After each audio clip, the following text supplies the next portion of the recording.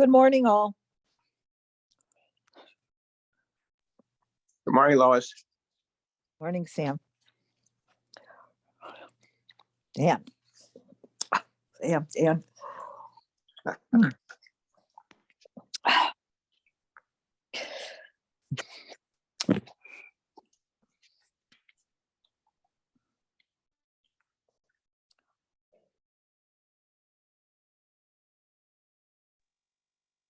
Does this one mean that this is, it's silent? This little thing here, is it not on the speaker? Oh, I am muted.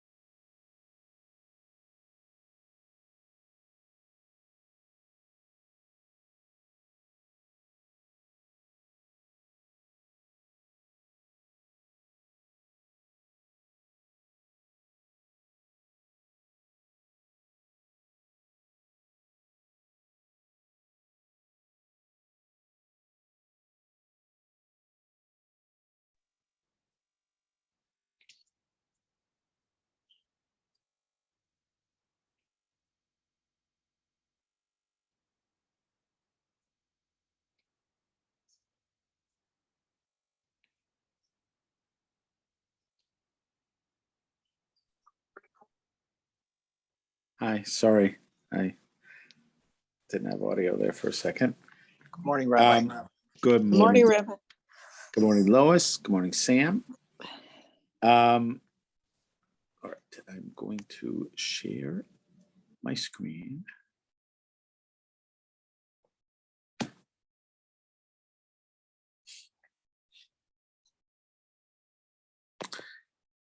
I'm grateful to be learning with you guys today, and I am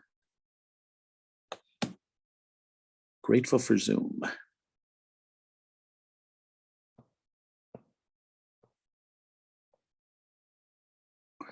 All right, we are in the midst of an article about mourning and death, etc. Yesterday, our author, if I go back to look at his name right now, we'll look at his name at the end, otherwise I don't want to get lost in this article. But our author was suggesting that there is more than one purpose to Jewish mourning ritual.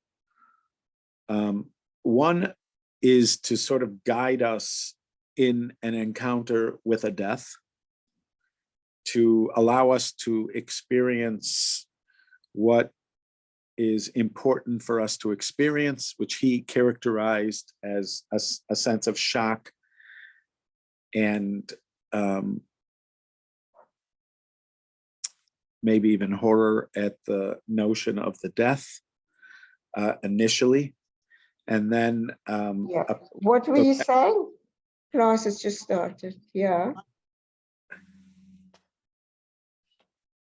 Yeah, well, just quick. Yeah. 1 second here. Yes. 1 second. Estelle. Yeah, I got her. I muted her. Okay, now we're going back to share content, back to screen. Yeah, so he began, so he suggested that there's the original period of aninut, that time until the burial itself. And in that period of aninut, we are being guided to experience the shock and trauma of the death. We don't observe positive mitzvot during that time. It's characterized as a time of worry and concern, and that's how what he suggested. Then there is the Shiva period. The first couple of days of Shiva are perhaps to help us get more connected to the reality of the loss of this person, but in a way that's closer to what is eventually going to be the rhythm of our life. And then there's the last days of Shiva, which are slightly less intense. Some of the care, I mean, for the person who's observing Shiva, it might seem very similar. For the people that are visiting the person who's sitting Shiva, like for the first 3 days, they are counseled to be silent and really just to sit there with the person and let the person either be silent in their sorrow or to talk about it. But really, mostly to be silent. Then the next few days, the visitors are encouraged to start talking with the person. Again, you can see a shift that is trying to help the person so that they can re-enter the daily rhythm of everyday life, which is ultimately the goal. And that's where he spent a lot of his energy, explaining that really the Torah is about here in this world and about living in this world, and not meant to promote a notion that somehow life after death is the real goal. This certainly works. We were talking about at the end of yesterday's class. This works with most commentators, most of the Rishonim from the Middle Ages, people like Nachmanides, and possibly including almost everybody but the Rambam.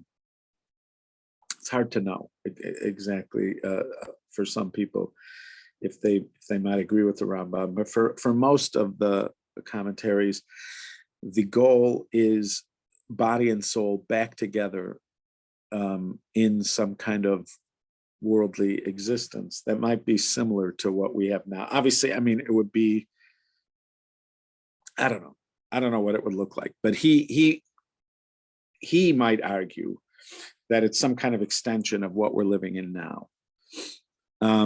And therefore, the goal has always been about this world. And even what we aspire to eventually is going to be about this world, even if it might be called the next world. But it's body and soul together in some kind of existence.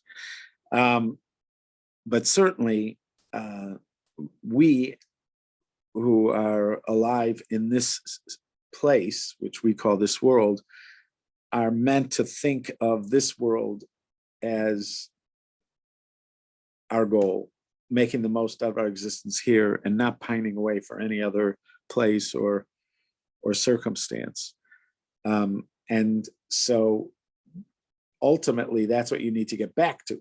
You don't want to step out of this world into the encounter with death and then stay there. You need to somehow be guided through it. And that's what it seemed like he was saying was the purpose for our morning, many of our morning customs.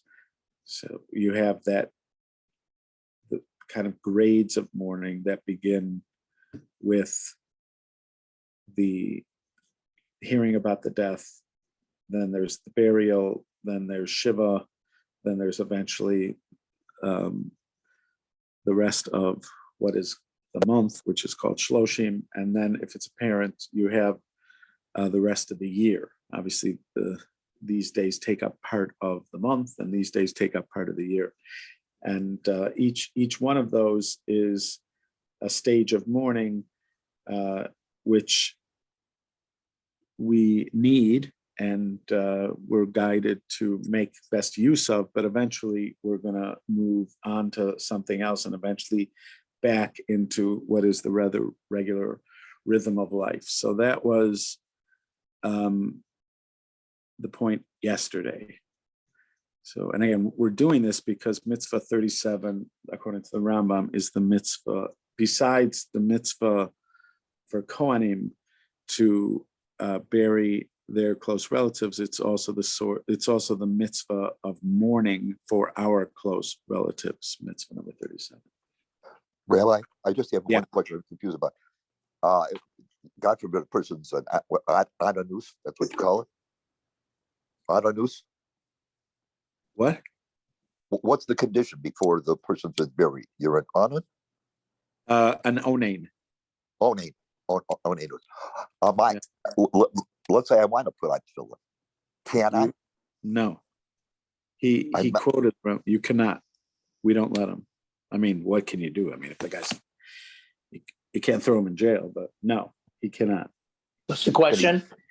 Can If he a do? person wants to, even though they compared it to the Shema, so the rule is they compared it to a groom on the night of his wedding, and so the law is that a groom on the night of his wedding doesn't say the Shema, and there, so Rebbe Gamliel says, I'm saying the Shema, and I don't care what anybody says. And the truth is that we do let the groom say the Shema nowadays because we say that people don't really have that kind of intent. But all practical halachic questions need to be asked to Rabbi Daniel Fox. But in theory, I would say that that kind of an exception is not granted to an onain. The onain is not supposed to do it. If he asks us, we'd say no. Again, the guy doesn't want to listen to what people have to say. He can do whatever he wants. But it's a free country. Okay, mysticism or psychology. By its very nature, a topic like mourning is enshrouded in mysticism. When it comes to matters of death and mourning, even people who are entirely rational in all other aspects of their lives, and even people who are outright secular in outlook, often harbor mystical ideas. Remnants of such ideas are also found in the world of halacha. A mourner during the first 3 days is forbidden to engage in work, even if he is a pauper supported by charity. From then on, if he is poor and has nothing to eat, he may do work in the privacy of his own house. This is from the Torah, which is one of the very important foundational halachic works. The reason that they were more stringent regarding the first 3 days is explained in the Talmud Yerushalmi as follows. Because for 3 days, the soul hovers over the body, and Rabbeinu Yerucham wrote in the name of Ra'avad, because Chazal say 3 days for weeping, and if he engages in work, he will be lax about crying. Two different approaches to the stringency applying during the first 3 days of mourning are presented here.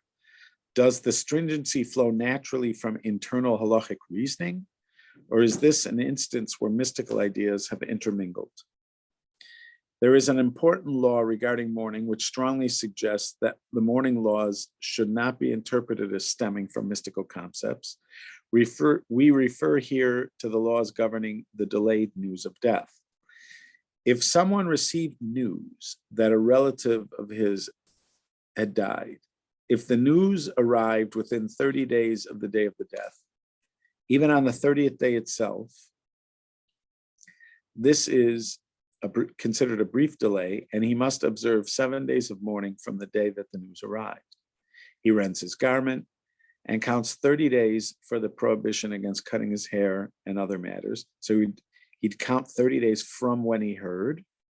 The general rule is the day on which the news arrived, in the case of a brief delay, is considered like the day of burial. So that's the Rambam in his laws of mourning. From a mystical perspective, the significant facts are death and burial. Only if we speak in purely halachic terms can we understand why it is the day of hearing news that obligates mourning and not the day of burial or the day of death.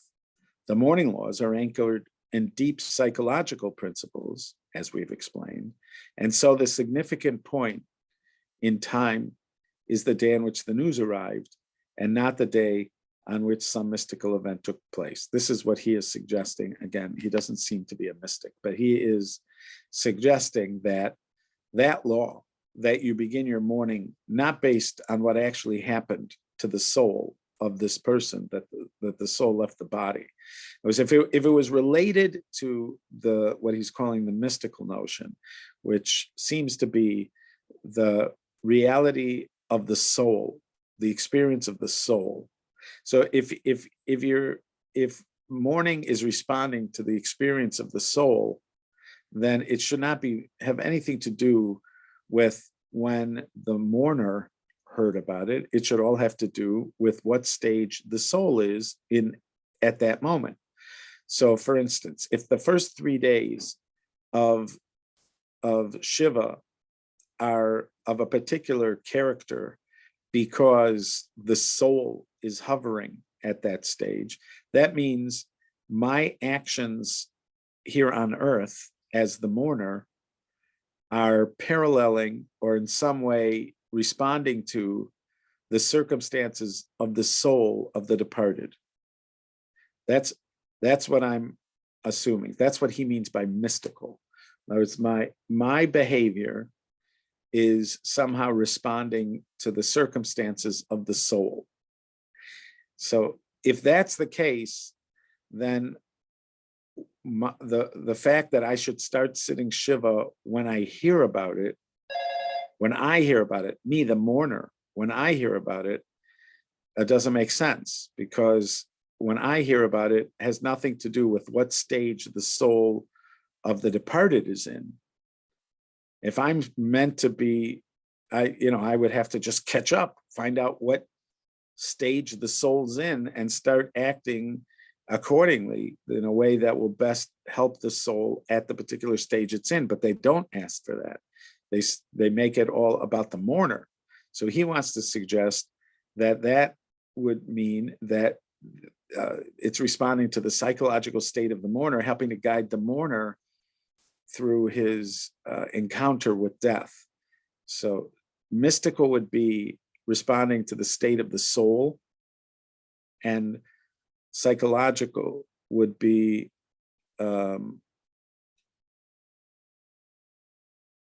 responding to the state of the mourner.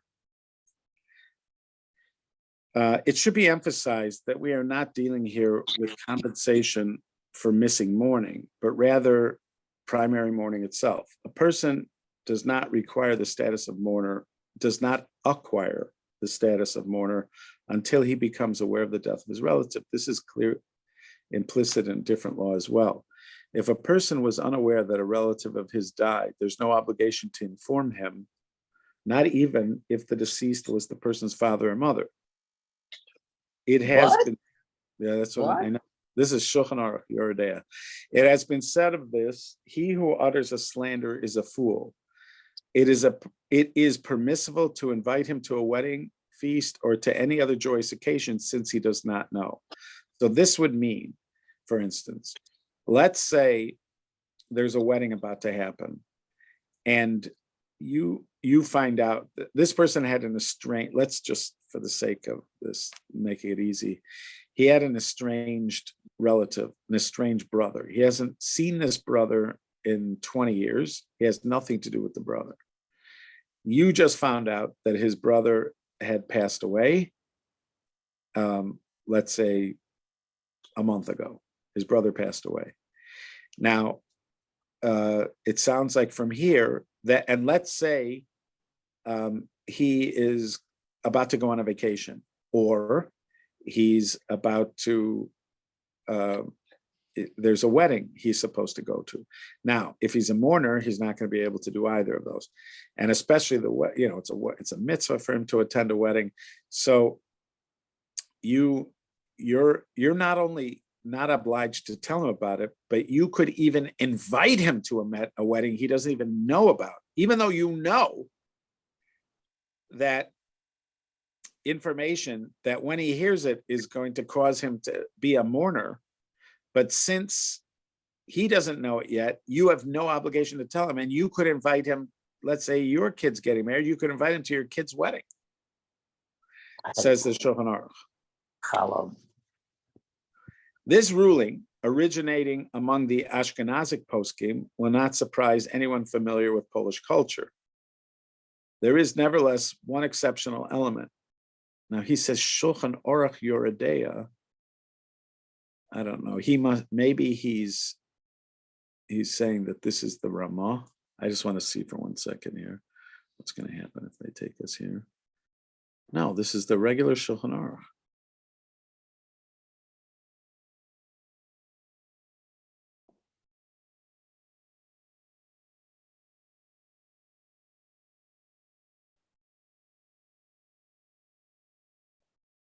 Why is he saying it originated in Ashkenazic? I don't know. He has some reason for saying this. And I don't know.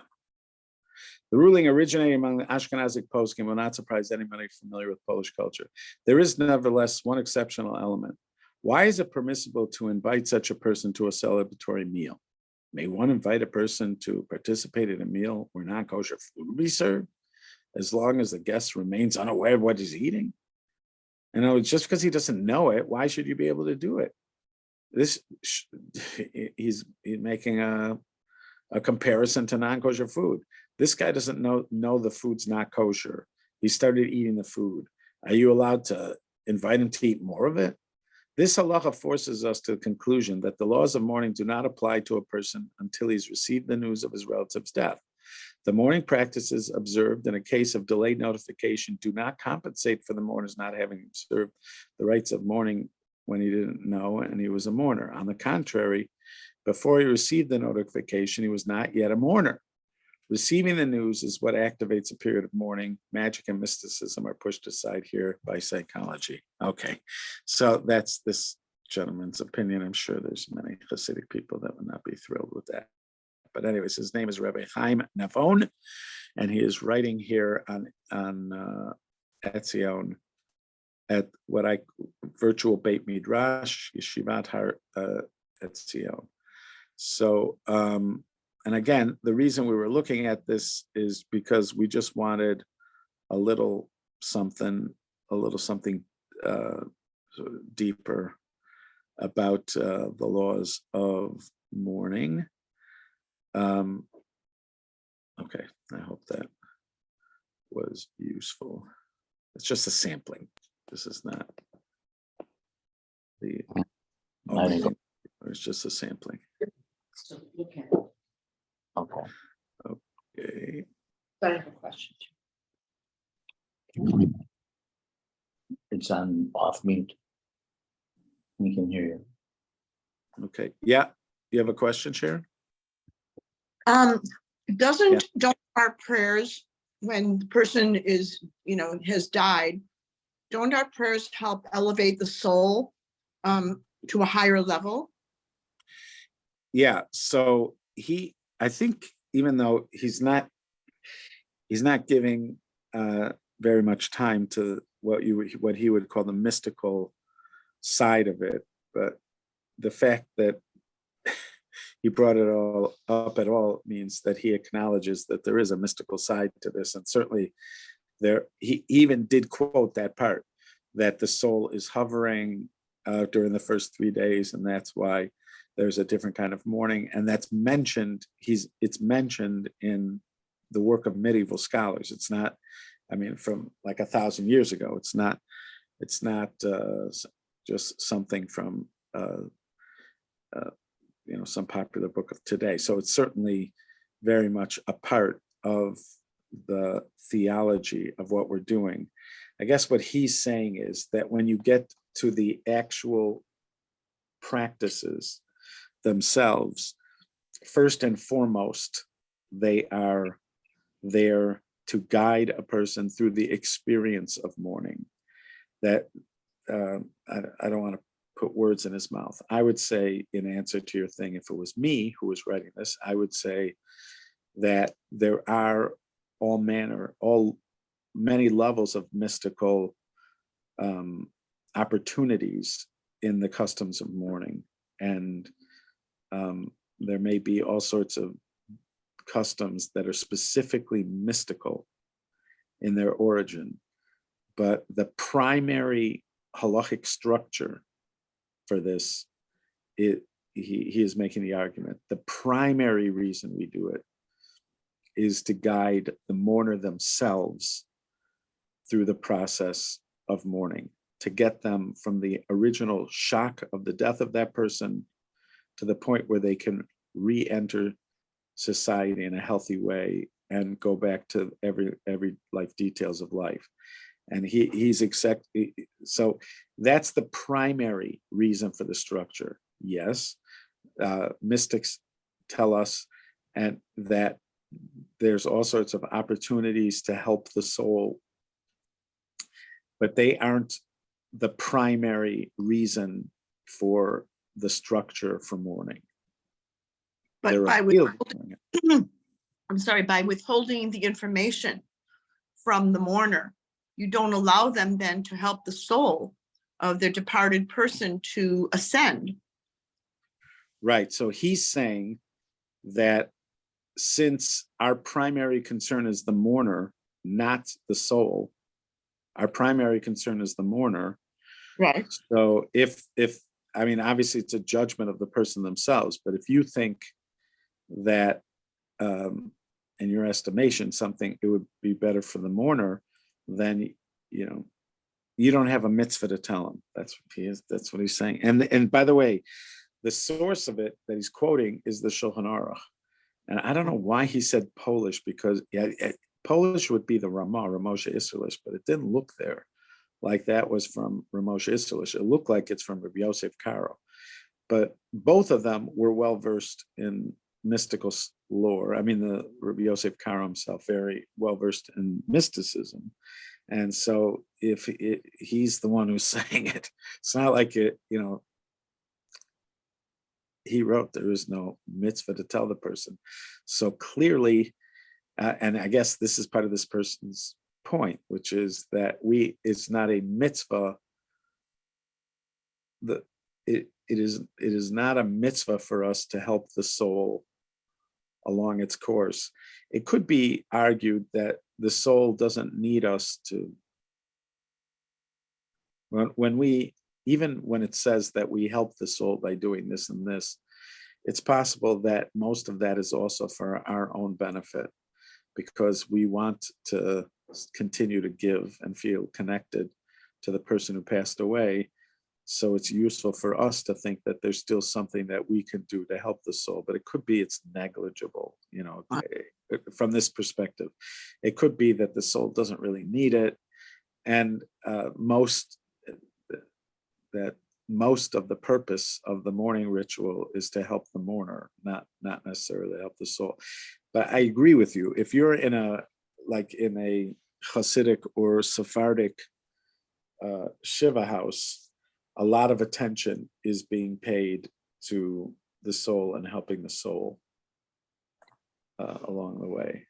But I think part of the motivation of this writer is to keep us focused on this world, as opposed to there is a risk in the way we talk about what happens after we die. The risk is that people will start to almost live in that place and neglect the details of this world while we're still here. And so you'll hear people, Rav Shimshon Hirsch is often quoted in this regard. And there are others as well who suggest that the Torah doesn't focus on what happens after we die. The entire Tanakh does not focus on what happens after we die. Why? Because we're here. It wants us to stay focused on this world and make the most out of this world. It's not that there isn't a place we go after we die. It's just that if you want to do the best job for where you're going to go after you die, make the most out of being here, because that's what helps us in the next world, that we made the most out of our opportunity here. And there's a concern that you could be distracted by thinking about what life will be like after we die, or even what life will be like after Mashiach comes, that you could be distracted, sort of live in the fantasy world and not engage the details of this world, which can sometimes pale in comparison. If I'm thinking of the grandeur of the revelation that is waiting after I die, and I compare that to standing online to get stamps at the post office, standing online to get stamps at the post office just seems so unimportant.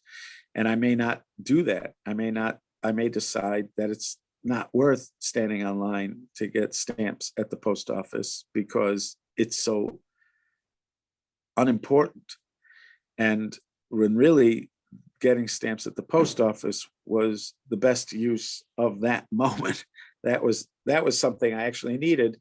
Thinking about what life is going to be like after I die is completely unnecessary. Obviously, at some point, there were rabbinic figures that shifted and felt like we need the motivation that comes from knowing and thinking about life after death, and that it can be a great motivator. And therefore, they, in the last several hundred years, have brought in more and more about what happens after we die, in order to help us, to motivate us to make the most out of this world. So it's a kind of weird balancing thing that we're on. So you could say that if I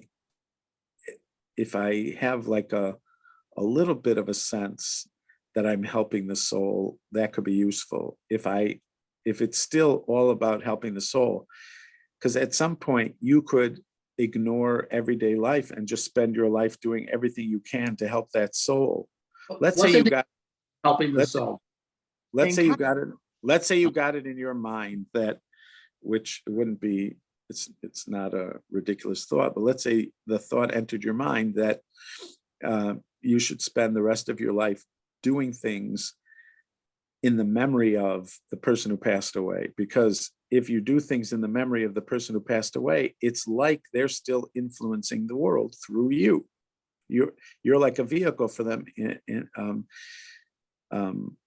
that necessarily bad? Yes. What? Is that necessarily bad? No, well, it's a great idea, but let's say you spent your whole life doing that and you didn't live your life. You didn't do it. In other words, you spent your whole life fulfilling, their mission, and you didn't fulfill your own. At some point, my sister, is still is really mourning the soul of my mother, very seriously. But the whole point was that she was that way when my mother was alive. Right. So somebody, again, obviously everybody gets a little leeway. You don't expect people to be able to follow a perfect line of behavior, but there is some point where it just becomes too much. Exactly where that point is, I don't know if it's something that we can all agree on, but at some point, somebody would suggest, and certainly the author of this article would suggest, at some point this needs to shift, and you have to trust that they're in a fine place and they don't need you. So this is the thing, though. You just got through telling me I should do things in their memory. Now you're telling me they don't really need me. It could go back and forth. So the way I would characterize it is, you could do things for them. Do they need you to do things for them? No. Could you do something for them? Yes. Is it a nice thing to do something for them? Yes. But they don't need you to do it. That's what's going to allow you to not do something for them every waking moment of your life. Because otherwise, if you really took the notion to heart, and let's say you felt like this person lived an unrealized life, that was your judgment. You looked at this person and you feel that this person lived an unrealized life. They didn't whatever, for whatever reason. So now you're going to try to make that up.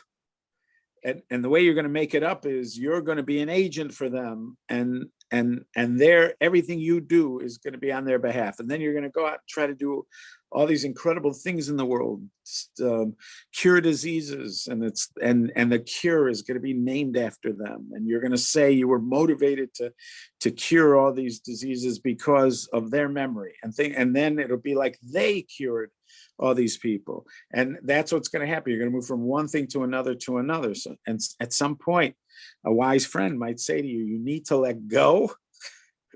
That was good, but you need to let go. They don't listen. I know, but this is certainly a part. Was the beginning of his article. The beginning of his article was that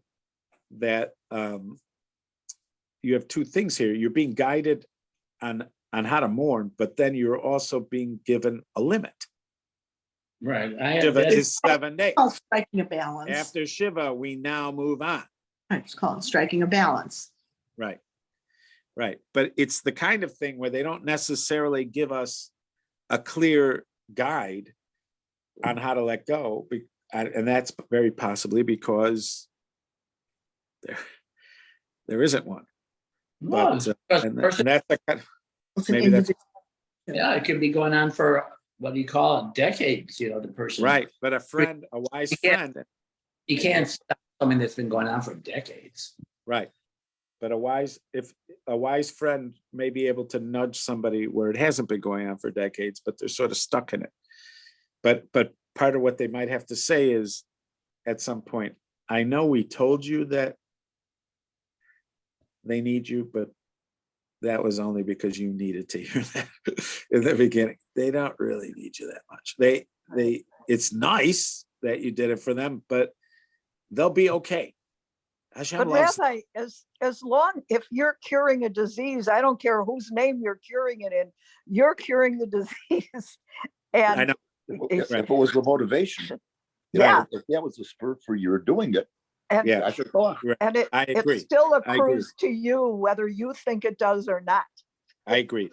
So in that scenario, you're right. But let's say in that scenario, the person spends all their time on this and they don't spend time with their children and their spouse, because this has become their kind of raison d'etre.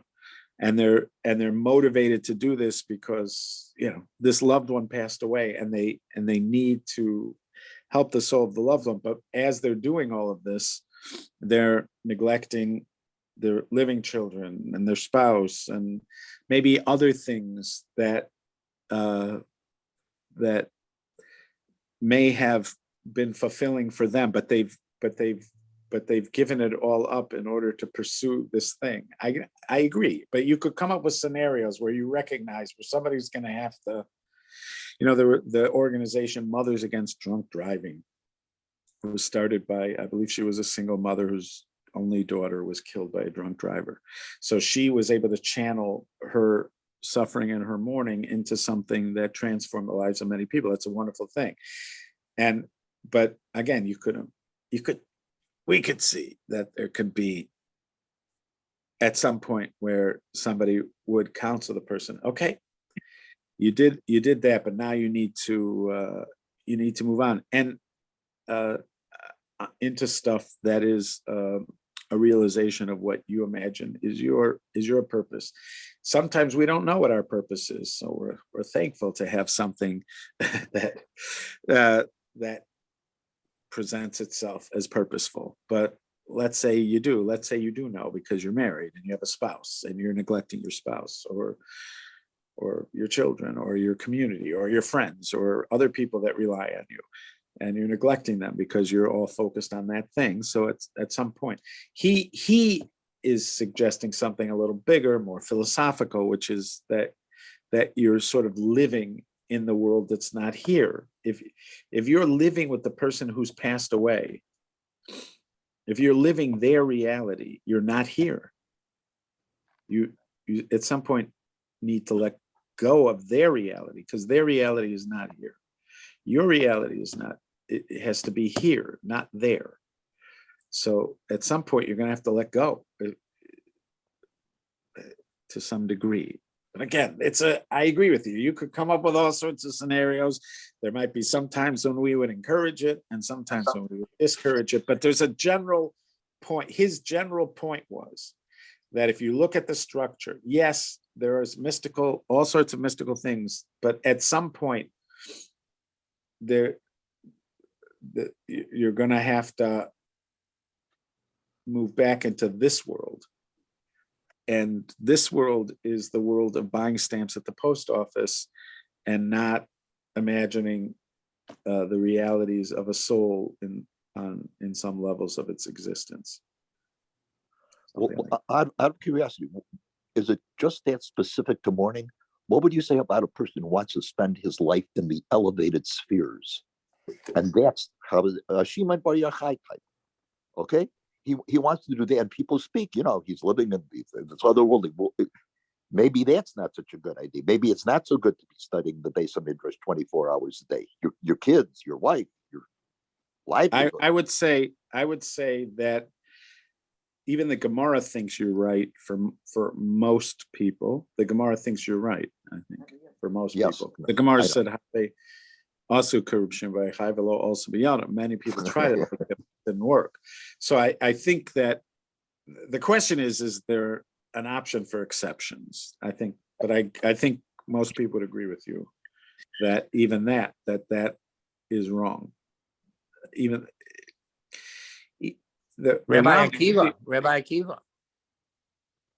Well, I'm saying, but like the Rambam, for instance, he's the one that's often quoted on these topics. He himself, at the end of the laws of Shemitah and Yovel, he himself says that that God, he's talking about the Levi, that God set aside the Levi on our Thursday morning class with Lois and Estelle.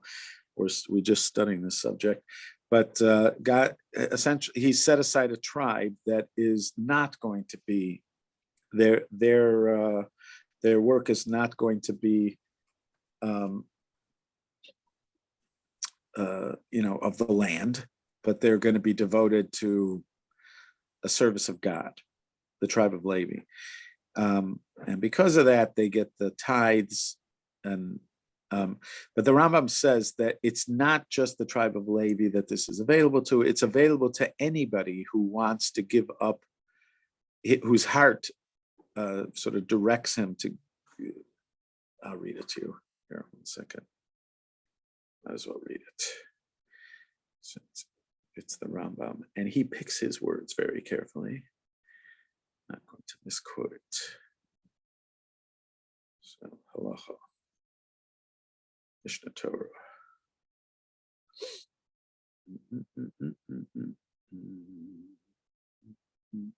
Shemitah v'Yovel.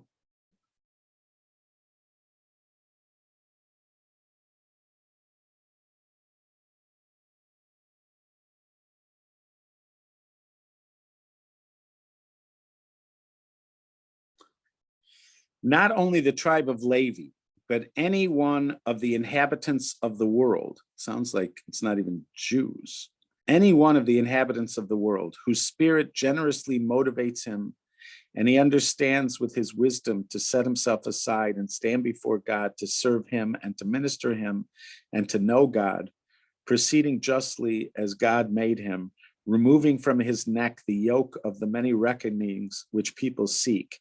He is sanctified as Holy of Holies. God will be his portion and heritage forever and will provide what is sufficient for him in this world, like he provides for the priests and the Levites. And thus David declared, God is the lot of my portion. You are my cup. You support my lot. So it seems like the Rambam is even open to the idea that there could be exceptions. But it does seem like the Gemara and the Rambam and most other people would say that you're right, that it is not healthy for somebody to ignore this world and what's necessary in this world. And there are those even like I'm like Rabbeinu Bahai in Duties of the Heart. He mentions that when it says, I think he's the one who says, La'avda u'lashamra, it says that God brought Adam into the garden to work it and to guard it. That this is man's, man was brought into this world to work the garden. In other words,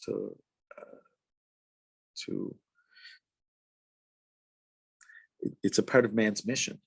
So, and also the Rambam mentions this, and others talk about it, what he calls being osek b'yeshuvo shel olam, being involved in the domesticating of the earth, or furthering along the interests of the earth. So this is something that people are supposed to be involved in. So, yeah. Rabbi, it seems to me that there's a difference between a person who might believe that in some way they're actually changing what's going on with the soul of the dead one, and someone who just wants to complete a mission that they thought the person might wanted to do in life. I mean, there seems to be a difference there between, what Hashem is going to look differently on that person because you're doing things. You see what I mean? Elevating the soul. Yeah, they believe that, because if this guy inspired it, then he's connected to it. He'll get credit they'll say he'll get credit for it. He inspired me to do it. So it's like he's doing it with me. He's going to get credit for it.